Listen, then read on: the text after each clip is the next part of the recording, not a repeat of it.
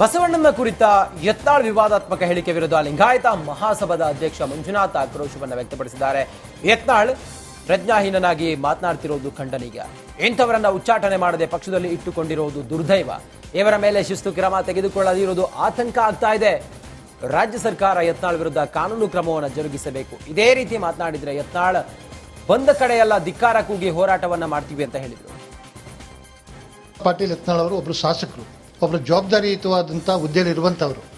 ಅವ್ರಿಗೆ ಜವಾಬ್ದಾರಿ ಇಟ್ಕೊಂಡು ನಾನು ಯಾವ ರೀತಿ ಮಾತಾಡಬೇಕು ಅಂತ ಪ್ರಜ್ಞೆ ಇಲ್ಲದೆ ಪ್ರಜ್ಞಾಹೀನರಾಗಿ ಮಾತನಾಡ್ತಿರೋದು ತುಂಬ ಖಂಡನೀಯ. ಇಂಥವ್ರನ್ನ ಮೋದಿಜಿಯವರಾಗ್ಬೋದು, ನಮ್ಮ ರಾಜ್ಯಾಧ್ಯಕ್ಷರು BJP ರಾಜ್ಯಾಧ್ಯಕ್ಷರಾದಂಥ ವಿಜೇಂದ್ರ ಅವರು ಇರ್ಬೋದು, ಇವ್ರನ್ನ ಉಚ್ಚಾಟನೆ ಮಾಡ್ದೇನೆ ಮಡಿಕೊಂಡಿರೋದು ದುರ್ದೈವ. ಕಲಬುರಗಿಯ ಕೇಂದ್ರ ಅಂಚೆ ಕಚೇರಿ ಎದುರು ಡಿಜಿಟಲ್ ಅಕೌಂಟ್ ತೆರೆಯುವುದಕ್ಕೆ ಸಾವಿರಾರು ಮಹಿಳೆಯರು ಮುಗಿಬಿದ್ದಿದ್ರು. ಮಹಾರಾಷ್ಟ್ರದಲ್ಲಿ ಬಿಜೆಪಿ ಗೆದ್ದಿದೆ, ಡಿಜಿಟಲ್ ಅಕೌಂಟ್ ಇದ್ರೆ ಹಣ ಆಗ್ತಾರೆ ಅನ್ನೋ ವದಂತಿಯಿಂದ ಯದ್ನೋ ಬಿದ್ನೋ ಅಂತ ಅಂಚೆ ಕಚೇರಿ ಎದುರು ಮಹಿಳೆಯರು ಜಮಾಯಿಸಿದ್ರು. ನಾವು ಇದು ಅಕೌಂಟ್ ಚಾಲೋದ ಅಂತಂದು ಮಂದಿ ಹೇಳಾರ ಬಂದಿದ್ದೇವ್ರಿ. ಒಬ್ರು 10,000 ಅಂತಾರ, ಒಬ್ರು 3,000 ಅಂತಾರ, ಒಬ್ರು 2,000 ಅಂತಾರ. ಮೋದಿ ಆಗ್ತಾನ, ಮೋದಿ ಕಾರ್ಡ್ ಮಾಡಿಸ್ಕೊಂತಲ್ಲತ್ತಾರ್ರಿ. ಅದಕ್ಕಾಗಿ ನಾವು ಕೇಳ್ಕೊಂಡು ಹೋಗ್ಬೇಕು, ಮಾಡಿಸ್ಬೇಕಂತ ಬಂದಿದ್ದೇವ್ರಿ. ಇದು ಮೋದಿ ಕಾರ್ಡ್ ಅಂತ ಮಾಡ್ಲತ್ತಾರ್ರಿ. ಪಾಸ್ಬುಕ್, ಮೋದಿ ಪಾಸ್ಬುಕ್ ಅಂತಂದು ಮಾಡ್ಲತ್ತಾರ್ರಿ. ಮೋದಿ ಪಾಸ್ಬುಕ್ ಮಾಡಿದ್ರೆ ರೊಕ್ಕ ಹಾಕ್ತಾನೆ ದುಡ್ಡು ಮೋದಿ ಅಂತಂದು ಬಂದಿದ್ದೇವ್ರಿ. ನಾವು ಒಬ್ಬರು ಏನಂತಾರ 3,000 ಅಂತಾರ, ಒಬ್ಬರು 2,000. ಕೆಪಿಸಿಸಿ ಅಧ್ಯಕ್ಷ ಸ್ಥಾನ ಬದಲಾವಣೆ ವಿಚಾರಕ್ಕೆ ಮಾಜಿ ಸಂಸದ ಡಿಕೆ ಸುರೇಶ್ ಪ್ರತಿಕ್ರಿಯೆ ನೀಡಿದ್ದಾರೆ. ಬೆಂಗಳೂರಿನಲ್ಲಿ ಅವರು ಮಾತನಾಡಿದ್ರು. ಕೆಪಿಸಿಸಿ ಹುದ್ದೆ ಖಾಲಿ ಇಲ್ಲ, ನಾನು ರೆಸ್ಟ್ನಲ್ಲಿದ್ದೇನೆ, ನಾನು ದುರಾಸೆ ಪಡಲ್ಲ, ಯಾವುದೂ ನಮ್ಮ ಸ್ವಂತ ಸ್ವತ್ತಲ್ಲ ಅಂತ ಹೇಳಿದರು. ನನಗೆ ಗೊತ್ತಿಲ್ಲ, ರಾಜಣ್ಣವರು ಬಹಳ ಹಿರಿಯ ನಾಯಕರು, ಅವರು ಸರ್ವ ಪಕ್ಷದ ನಾಯಕರಿಗಿನ್ನ ಹೆಚ್ಚು ಶಕ್ತಿ ಇರ್ತಕ್ಕಂಥವ್ರು. ಅವರ ನಾಯಕತ್ವದಲ್ಲಿ ಪಕ್ಷ ಇನ್ನೂ ಜಾಸ್ತಿ ಸಂಘಟನೆ ಆಗ್ತದೆ ಅಂತಕ್ಕಂಥ ವಿಶ್ವಾಸ ಅವ್ರಿಗಿದೆ ಅಂತ ಕಾಣಿಸ್ತದೆ. ಹಾಗಾಗಿ ಅವರು ದಳದವ್ರನ್ನ BJP ಅವ್ರ ಜೊತೆ ಒಳ್ಳೆ ಸಖ್ಯ ಇಟ್ಕೊಂಡಿದ್ದಾರೆ. ಅನೇಕರನ್ನ ಕರ್ಕೊಬರ್ಬೋದು ಪಕ್ಷಕ್ಕೆ ಅಂತ ಕಾಣಿಸ್ತದೆ. ಹಾಗಾಗಿ ಪಕ್ಷದ ನೇತೃತ್ವವನ್ನು ವಹಿಸಲಿಕ್ಕೆ ತುಡಿತದಲ್ಲಿ. ಹೊಸಕೋಟೆ ಶಾಸಕ ಹಾಗೂ ಕಿಯೋನಿಕ್ಸ್ ಅಧ್ಯಕ್ಷ ಶರತ್ ಬಚ್ಚೇಗೌಡ ಹುಟ್ಟುಹಬ್ಬದ ಸಂಭ್ರಮದಲ್ಲಿದ್ದಾರೆ. ಬೆಂಡಿಗಾನಹಳ್ಳಿ ಗ್ರಾಮದ ಶರತ್ ಬಚ್ಚೇಗೌಡರಿಗೆ ಅಭಿಮಾನಿಗಳು ಅದ್ದೂರಿ ಸ್ವಾಗತವನ್ನ ಕೋರಿದ್ರು. 500 ಕೆಜಿ ಕಿತ್ತಳೆ ಹಣ್ಣಿನ ಹಾರ ಹಾಕಿ ಶರತ್ ಬಚ್ಚೇಗೌಡರಿಗೆ ಸ್ವಾಗತವನ್ನ ಕೋರಿದ್ರು. ಹುಟ್ಟೂರು ಬೆಂಡಿಗಾನಹಳ್ಳಿಗೆ ಶಾಸಕ ಆಗಮಿಸ್ತಾ ಇದ್ದಂತೆ ಶರತ್ ಬಚ್ಚೇಗೌಡರನ್ನ ಹೊತ್ತು ಕುಣಿದಾಡಿದ್ದಾರೆ. ಶರತ್ ಹುಟ್ಟುಹಬ್ಬದ ಪ್ರಯುಕ್ತ ಬೃಹತ್ ರಕ್ತದಾನ ಶಿಬಿರ ಮಾಡಲಾಗಿದೆ. ಅಭಿಮಾನಿಗಳು ಹಾತುರೋತರಾಯಿಲಿ ಬಂದು ಮಕ್ಕಳಿಗೆ ಪುಸ್ತಕಗಳನ್ನ, ಪೆನ್ನು, ಸಾಮಗ್ರಿಗಳನ್ನ ಹಂಚಿದ್ದಾರೆ. 2019ರಲ್ಲಿ ಪಕ್ಷೇತರ ಶಾಸಕರಾಗಿ ಆಯ್ಕೆಯಾದ ನಂತರ ಕಾಂಗ್ರೆಸ್ ಪಕ್ಷಕ್ಕೆ ಬಾಹ್ಯ ಬೆಂಬಲ ನೀಡಿದ ನಂತರ ಬಳ್ಳಾರಿ ಜಿಲ್ಲೆ ಸಿರುಗುಪ್ಪ ತಾಲೂಕಿನ ಗುಂಡಿಗನೂರು ಗ್ರಾಮದಲ್ಲಿ ಬೃಹತ್ ಮೊಸಳೆಯೊಂದು ಪ್ರತ್ಯಕ್ಷವಾಗಿದೆ. ತುಂಗಭದ್ರಾ ನದಿಯಿಂದ ರೈತರ ಜಮೀನಿಗೆ ಮೊಸಳೆ ನುಗ್ಗಿದ್ದು ಗುಂಡಿಗನೂರು ರೈತರು ಮೊಸಳೆ ನೋಡಿ ಭಯಭೀತರಾಗಿದ್ದಾರೆ. ಭತ್ತ ಕಟಾವಿಗೆ ಅಧಿಕ ಹಣ ಪಡೆಯದಂತೆ ಡಿಸಿ ಖಡಕ್ ಸೂಚನೆ ನೀಡಿದ್ದಾರೆ. ಯಾದಗಿರಿ ಜಿಲ್ಲೆಯಾದ್ಯಂತ ಭತ್ತ ಕಟಾವು ಕಾರ್ಯ ಬರದಿಂದ ಸಾಗ್ತಾ ಇದೆ. ಭತ್ತ ಕಟಾವು ಪ್ರತಿ ಎಕರೆಗೆ 2,300 ರೂಪಾಯಿಗಿಂತ ಹೆಚ್ಚು ಬಾಡಿಗೆ ಪಡೆಯದಂತೆ ಡಿಸಿ ಸುಶೀಲಾ ಬಿ ಸೂಚಿಸಿದ್ದಾರೆ. ಭತ್ತ ಕಟಾವು ಯಂತ್ರದ ಮಾಲೀಕರು ನಿಗದಿಪಡಿಸಿದ ದರಕ್ಕಿಂತ ಹೆಚ್ಚಿನ ದರ ಪಡೆಯಲು ಮುಂದಾದರೆ ಅಂಥವರ ವಿರುದ್ಧ ಶಿಸ್ತು ಕ್ರಮವನ್ನು ಕೈಗೊಳ್ಳಲಾಗುವುದು ಅಂತ ಹೇಳಿದ್ದಾರೆ. ಯಂತ್ರದ ಮಾಲೀಕರು ಹೆಚ್ಚಿನ ದರ ಪಡೆದರೆ ರೈತರಿಗೆ ತೊಂದರೆ ಆಗ್ತದೆ. ಈಗಾಗಲೇ ರೈತ ಮುಖಂಡರಿಂದ ದೂರು ಬಂದಿದೆ. ಹಾಗಾಗಿ ಯಂತ್ರದ ಮಾಲೀಕರು ಪ್ರತಿ ಗಂಟೆಗೆ 2,300 ರೂಪಾಯಿ ಪಡೆಯಬೇಕು ಅಂತ ಹೇಳಿ ಡಿಸಿ ಸುಶೀಲಾ ಸೂಚಿಸಿದ್ರು.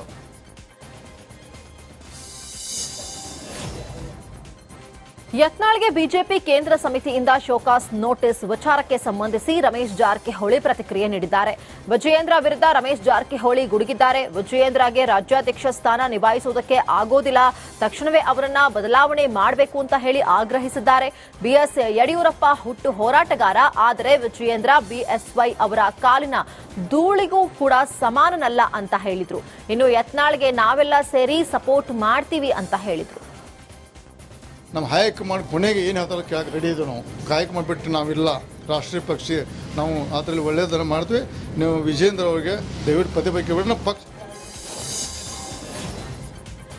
ಹೆಚ್ಚಲಬೊಮ್ಮನಹಳ್ಳಿಯ ಉಡುಸಲಮ್ಮ ದೇವಸ್ಥಾನದಲ್ಲಿ ದೇವರ ಮೂರ್ತಿ ಕದ್ದಿದ್ದ ಖದೀಮರು ಅರೆಸ್ಟ್ ಆಗಿದ್ದಾರೆ. ವಿಜಯನಗರ ಜಿಲ್ಲೆಯ ಕೊಟ್ಟೂರು ತಾಲೂಕಿನ ಎಚ್ಚಲಬೊಮ್ಮನಹಳ್ಳಿಯ ಉಡುಸಲಮ್ಮ ದೇವಸ್ಥಾನದಲ್ಲಿ ಕಳ್ಳತನ ನಡೆದಿದ್ದು, ಬಂಧಿತ ಆರೋಪಿಗಳಿಂದ 1.95 ಲಕ್ಷ ಮೌಲ್ಯದ ಬೆಳ್ಳಿ ಬಂಗಾರದ ಆಭರಣಗಳನ್ನ, ದೇವರ ಮೂರ್ತಿಗಳನ್ನ ವಶಕ್ಕೆ ಪಡೆಯಲಾಗಿದೆ.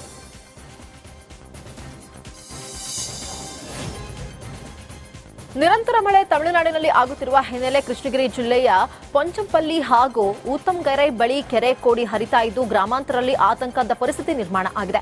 ಬಸ್ಗಳೆಲ್ಲ ಪ್ರವಾಹಕ್ಕೆ ಸಿಲುಕಿ ಪರದಾಟವನ್ನು ನಡೆಸುವಂತಾಗಿದೆ. ಸ್ಥಳೀಯರು ಬಸ್ಗಳಲ್ಲಿದ್ದ ಜನರನ್ನ ಸ್ಥಳಾಂತರ ಮಾಡಲಾಗಿದೆ.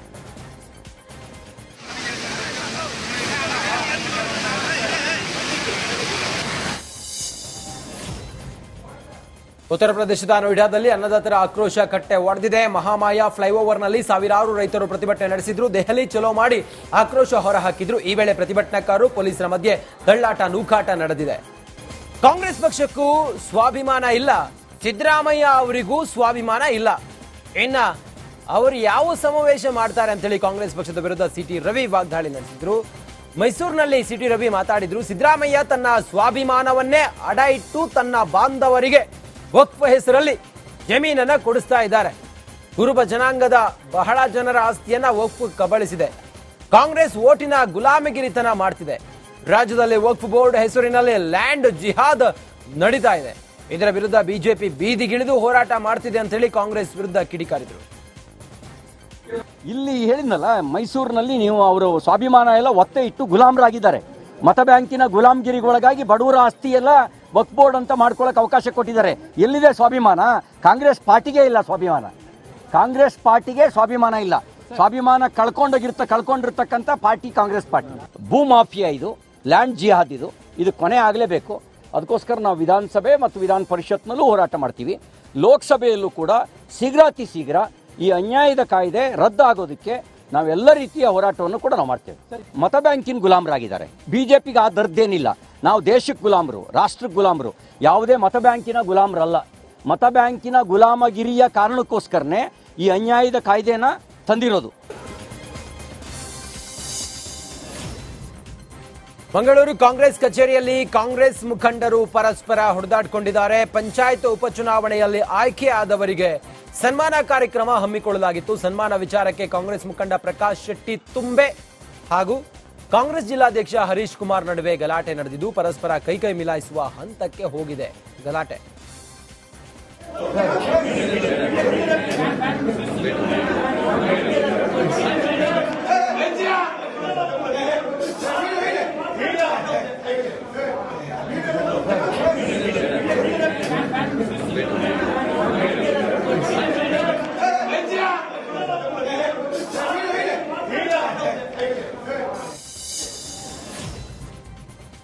ಚಂದ್ರಶೇಖರ್ ಸ್ವಾಮೀಜಿ ವಿರುದ್ಧ ಎಫ್ಐಆರ್ ವಿಚಾರಕ್ಕೆ ವಿಪಕ್ಷ ನಾಯಕ ಆರ್ ಅಶೋಕ್ ಪ್ರತಿಕ್ರಿಯೆಯನ್ನು ನೀಡಿದ್ದಾರೆ. ಮೈಸೂರಿನಲ್ಲಿ ಮಾತನಾಡಿದ ಅವರು, ಇಡೀ ಒಕ್ಕಲಿಗ ಸಮಾಜ ಸ್ವಾಮೀಜಿ ಅವರ ಹಿಂದೆ ಇದೆ. ಕಾನೂನಿಗೆ ವಿರುದ್ಧವಾಗಿದ್ರೆ ಆ ಹೇಳಿಕೆ ಕ್ಷಮೆ ಕೇಳ್ತೀನಿ ಅಂತ ಅವರು ಕ್ಷಮೆ ಸಹ ಕೇಳಿದ್ದಾರೆ. ಚುನಾವಣೆ ವೇಳೆ ಕಾಂಗ್ರೆಸ್ನವರು ಅದೇ ಸ್ವಾಮೀಜಿ ಬಳಿ ಹೋಗಿದ್ರಿ, ಈಗ ಕಾನೂನಿಗಿಂತ ಯಾರು ದೊಡ್ಡವರಲ್ಲ ಎನ್ನುತ್ತಿದ್ದೀರಾ. ಕಾಂಗ್ರೆಸ್ನವರು ಮುಸಲ್ಮಾನರನ್ನ ಓಲೈಸೋದಕ್ಕೆ ಹೋಗ್ತಿದ್ದಾರೆ. ಹಿಂದೂಗಳಿಗೆ ನೋವಾದ್ರೆ ಅವರಿಗೆ ಏನೂ ಆಗಲ್ಲ ಅಂತ ಕಾಂಗ್ರೆಸ್ ಸರ್ಕಾರದ ವಿರುದ್ಧ ಗುಡುಗಿದ್ರು. ಯಾವನ ಮತಾಂಧ ಮುಸ್ಲಿಂ ಹೋಗಿ ಚಿಕ್ಕಪೇಟೆ ಸ್ಟೇಷನ್ ಅಲ್ಲಿ ಕಂಪ್ಲೇಂಟ್ ಕೊಟ್ಟರು. ಅದಕ್ಕೆ ಪೂರಕವಾಗಿ ಸರ್ಕಾರದ ಗೃಹ ಸಚಿವರಿಂದ ಹಿಡಿದು ಉಪಮುಖ್ಯಮಂತ್ರಿಗಳಿಂದ ಹಿಡಿದು ಮುಖ್ಯಮಂತ್ರಿಗಳಿಂದ ಹಿಡಿದು ಕಾನೂನಿಗಿಂತ ಯಾರು ದೊಡ್ಡವರಿಲ್ಲ. ಅದು ಕಾವಿ ಹಾಕಿದ್ರು ಪರವಾಗಿಲ್ಲ, ಯಾರಾದ್ರೂ ಅಂತ ಹೋಗಿ ಚುನಾವಣೆ ಬಂದಾಗ ಹೋಗಿ ಕಾಲ್ ಮುಗಿತಾ ಇದ್ರಲ್ಲ, ನೀವೇ ತಾನೇ ಹೋಗಿ ಕಾಲಕ್ಕೆ ಬಿದ್ದು ಏನು ಆಶೀರ್ವಾದ ಕೊಡಿ ಅಂತ. ಇವಾಗ ಅದಕ್ಕಿಂತ ದೊಡ್ಡವ್ರು ಯಾರು ಇಲ್ಲ ಅಂತ ಒಪ್ಕೊತೀನಿ ನಾನು. ಆಯ್ತು, ನೀವು ವಿಧಾನಸೌಧದಲ್ಲಿ ಪಾಕಿಸ್ತಾನ ಜಿಂದಾಬಾದ್ ಅಂತ ಕೂಗಿದ್ರಲ್ಲ, ಅವ್ರಿಗೆಲ್ಲ ಬಿರಿಯಾನಿ ಕೊಟ್ಟು ಕಳಿಸಿದ್ದೀರಾ? ಸ್ವಾಮೀಜಿಗೆ ಅಟ್ಲೀಸ್ಟ್ ನೀರನ್ನು ಕೊಡ್ಬೇಕಲ್ಲನಪ್ಪ. ಬಿರಿಯಾನಿ ಕೊಟ್ಟು ಕಳಿಸಿದಿರಲ್ಲ ಅವ್ರಿಗೆಲ್ಲ, ಏನ್ ಮಾಡಿದ್ರು ಅವ್ರ ಮೇಲೆ ಎಲ್ಲ. ಬಸವಣ್ಣನ ಕುರಿತು ಯತ್ನಾಳ್ ವಿವಾದಾತ್ಮಕ ಹೇಳಿಕೆಗೆ ಮಳವಳ್ಳಿ ಕಲ್ಯಾಣ ಬಸವೇಶ್ವರ ಮಠದ ಓಂಕಾರ ಸ್ವಾಮೀಜಿ ಕಿಡಿಕಾರಿದ್ದಾರೆ. ಮಂಡ್ಯದಲ್ಲಿ ಅವರು ಮಾತನಾಡಿದ್ರು. ಯತ್ನಾಳ್ ಇಡೀ ಲಿಂಗಾಯತ ಸಮುದಾಯವನ್ನ ಕೆಣಕಿದ್ದಾರೆ. ವಿಶ್ವಗುರು ಬಸವಣ್ಣನವರಿಗೆ ಅವಮಾನ ಮಾಡಿದ್ದಾರೆ. ಬಸವ ತತ್ವದ ಸ್ವಾಮೀಜಿಗಳ ಬಗ್ಗೆ ಹಗುರವಾಗಿ ಮಾತನಾಡಿದ್ದಾರೆ. ರಾಜ್ಯ ಸರ್ಕಾರವು ಕ್ರಮ ಕೈಗೊಳ್ಳದಿರುವುದು ನಮಗೆ ನೋವಾಗಿದೆ. ಬಿಜೆಪಿ ಪಕ್ಷದ ನಾಯಕರು ಯತ್ನಾಳ್ರನ್ನ ಉಚ್ಚಾಟನೆ ಮಾಡಬೇಕೆಂದು ಒತ್ತಾಯಿಸಿದರು. ಶಾಸಕರಾದಂತಹ ಯತ್ನಾಳ್ ಅವ್ರಿಗೆ ಮಾತಾಡೋದು ಕ್ಷೋಭೆ ಅಲ್ಲ. ಬಸವಣ್ಣವ್ರ ಹೆಸರನ್ನೇ ಇಟ್ಕೊಂಡು ಬಸವಣ್ಣವ್ರದ್ದು ಭಕ್ತಿಯಲ್ಲಿ ಬಸವಣ್ಣವ್ರ ಹೆಸರು ಹೇಳ್ಕೊಂಡು ಓಟು ಮತಗಳನ್ನ ಗಳಿಸಿ ಅವರು ಶಾಸಕರಾದ ಮೇಲೆ ಈ ರೀತಿ ಎಲ್ಲ ಬಸವಣ್ಣವ್ರ ಬಗ್ಗೆ ಅಪಚಾರ ಮಾಡೋದು ಅಕ್ಷಮ್ಯ ಅಪರಾಧ. ಕರ್ನಾಟಕದ ಸಾಂಸ್ಕೃತಿಕ ನಾಯಕನ ಬಸವಣ್ಣವ್ರ ಬಗ್ಗೆ ಆಗಿರುವಂತಹ ಈ ಅವಮಾನವನ್ನು ಕರ್ನಾಟಕ ರಾಜ್ಯ ಸರ್ಕಾರನೂ ಕೂಡ ಯಾವುದೇ ರೀತಿ ಇನ್ನೂ ಕ್ರಮ ಕೈಗೊಳ್ಳದೆ ಇರೋದು ನಮಗೆಲ್ಲ ಭಾಳ ನೋವಾಗಿದೆ. ಶಾಸಕರಾದಂತಹ ಅವ್ರ ಬಗ್ಗೆ ಆ ರಾಜ್ಯಾಧ್ಯಕ್ಷರು ವಿಜಯೇಂದ್ರ ಅವರಾಗಿರ್ಬೋದು, ಯಡಿಯೂರಪ್ಪನವರಾಗಿರ್ಬೋದು, ಬಸವರಾಜ ಬೊಮ್ಮಾಯಿ ಅವರಾಗಿರ್ಬೋದು, ಅವನ್ನ ಪಕ್ಷದಿಂದ ಉಚ್ಚಾಟನೆ ಮಾಡಿ ಅವನ್ನ ಶಾಸಕ ಸ್ಥಾನದಿಂದ ಇಳಿಸಬೇಕು. ಸಿಎಂ ಕಾರ್ಯಕ್ರಮದಲ್ಲಿ ಶಿರಾ ಮೂಲದ ಮಹಿಳೆ ರಂಪಾಟವನ್ನ ಮಾಡಿದ್ದಾರೆ. ಸಿಎಂ ಮುಂದೆ ಸಮಸ್ಯೆ ಹೇಳಿಕೊಳ್ಳೋದಕ್ಕೆ ಓಡಿ ಬಂದಿದ್ದಾರೆ. ಆದರೆ ಪೊಲೀಸರು ಅವರನ್ನ ತಡೆದಿದ್ದಾರೆ. ಪೊಲೀಸರು ತಡೆದಿದ್ದಕ್ಕೆ ಮಹಿಳೆ ರಂಪಾಟವನ್ನ ಮಾಡಿದ್ದಾರೆ. ಪ್ರತಿ ವರ್ಷವೂ ಅರ್ಜಿ ಹಾಕ್ತೀನಿ, ಮನೆ ಮಂಜೂರು ಮಾಡ್ತಿಲ್ಲ ಅಂತ ಮನೆ ಸಿಗದೆ ಇದ್ದಿದ್ದಕ್ಕೆ ಆಕ್ರೋಶವನ್ನ ವ್ಯಕ್ತಪಡಿಸಿದ್ದಾರೆ. ಮಹಿಳೆಯರ ಪರ ಅಂತೀರಾ, ಬಡವರ ಪರ ಅಂತೀರಾ, ಸಮಸ್ಯೆ ಹೇಳಿಕೊಳ್ಳಲು ಬಂದ್ರೆ ನಮ್ಮನ್ನ ಬಿಡಲ್ಲ ಅಂತ ಹೇಳಿ ಕೂಗಾಡಿದ್ದಾರೆ.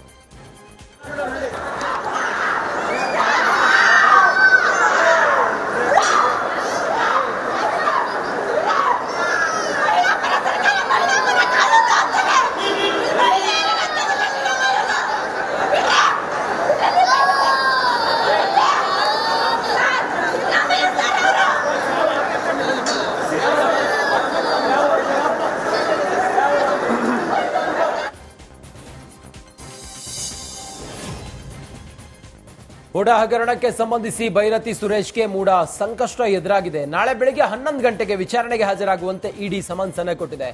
ದಾಖಲೆಗಳ ಸಮೇತ ವಿಚಾರಣೆಗೆ ಬರಬೇಕು ಅಂತ ಹೇಳಿ ನೋಟಿಸ್ ಅನ್ನ ನೀಡಿದ್ದಾರೆ.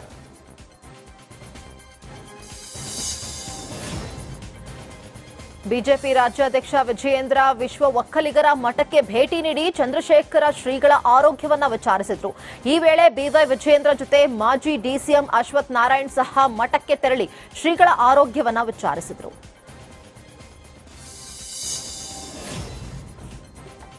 ಬಂಗಾಳಕೊಲ್ಲಿಯಲ್ಲಿ ಫೆಂಗಾಲ್ ಚಂಡಮಾರುತದ ಎಫೆಕ್ಟ್ಗೆ ಮಂಗಳೂರು ಗಡಿಭಾಗ ಕಾಸರಗೋಡಿನಲ್ಲಿ ಭಾರಿ ಮಳೆ ಆಗ್ತಾ ಇದೆ. ಧಾರಾಕಾರ ಮಳೆಯಿಂದ ಬಂದ್ಯೋಡು ಕುಂಬಳೆ ರಸ್ತೆಯಲ್ಲಿ ಕೃತಕ ನೆರೆ ಸೃಷ್ಟಿಯಾಗಿದೆ.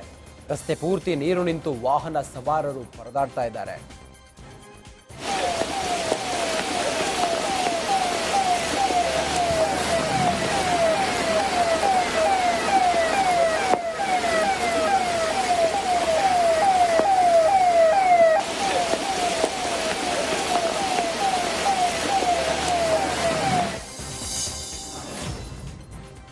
ಚಂದ್ರಶೇಖರ ಸ್ವಾಮೀಜಿ ವಿರುದ್ಧ ಎಫ್ಐಆರ್ ದಾಖಲಾಗಿರುವ ಬಗ್ಗೆ ಮಾಜಿ ಸಂಸದ ಡಿಕೆ ಸುರೇಶ್ ಪ್ರತಿಕ್ರಿಯೆಯನ್ನು ನೀಡಿದ್ದಾರೆ. ಸ್ವಾಮೀಜಿಗಳು ಈಗಾಗಲೇ ವಿಷಾದ ವ್ಯಕ್ತಪಡಿಸಿದ್ದಾರೆ. ಸಾಂದರ್ಭಿಕವಾಗಿ ಆ ಮಾತು ಹೇಳಿದ್ದೇನೆ ಎಂದಿದ್ದಾರೆ. ಆದರೆ ಸರ್ಕಾರ ದೂರನ್ನ ದಾಖಲು ಮಾಡಿದೆ, ಪ್ರಕರಣ ವಾಪಸ್ ಪಡೆಯಿರಿ ಅಂತ ಡಿಕೆ ಸುರೇಶ್ ಮನವಿಯನ್ನ ಮಾಡಿಕೊಂಡ್ರು. ಪರಮ ಪೂಜ್ಯರು ಈಗಾಗಲೇ ಸ್ಪಷ್ಟಪಡಿಸಿದ್ದಾರೆ. ನಾನು ಆಡಿರ್ತಕ್ಕಂಥ ಮಾತು ಸಾಂದರ್ಭಿಕವಾಗಿ ತಪ್ಪಾಗಿರ್ಬೋದು, ಅದಕ್ಕೆ ನಾನು ವಿಷಾದ ವ್ಯಕ್ತಪಡಿಸ್ತೇನೆ ಅಂತಕ್ಕಂಥ ಮಾತನ್ನು ಹೇಳಿದ್ದಾರೆ. ಸೊ ಕೆಲವರು ಈ ರೀತಿಯ ಹೇಳಿಕೆಗಳನ್ನು ಕೊಟ್ಟಾಗ ಸರ್ಕಾರ ಗಮನ ಹರಿಸಿ ದೂರನ್ನು ದಾಖಲೆ ಮಾಡಿಕೊಂಡಿದೆ. ನಾನು ಸರ್ಕಾರವನ್ನು ಒತ್ತಾಯ ಮಾಡ್ತೇನೆ. ಸ್ವಾಮೀಜಿಯವರು ಈಗಾಗಲೇ ಸ್ವತಃ ಹೇಳಿಕೆಯನ್ನು ಹಿಂಪಡೆದಿರೋದ್ರಿಂದ ಈ ಪ್ರಕರಣವನ್ನು ಇಲ್ಲಿಗೆ ಮುಕ್ತಾಯ ಮಾಡಲಿಕ್ಕೆ ತಾವು